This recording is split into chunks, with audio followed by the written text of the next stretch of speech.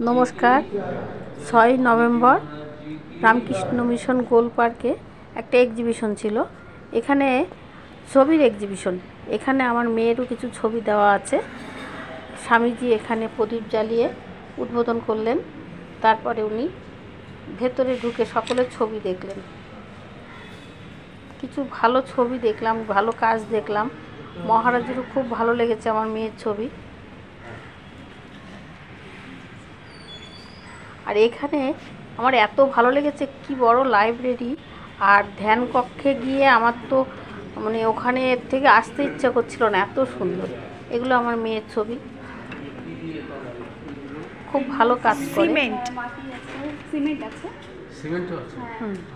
মহারাজের খুব দড়ি আছে। আপনাদের কেমন লাগছে আপনারা কমেন্ট করে জানাবেন। আমি এটা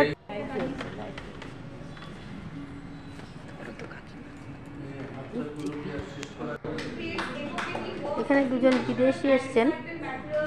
এই প্রতিষ্ঠানেরই হয়তো কিছু আছে উনি এখানকার।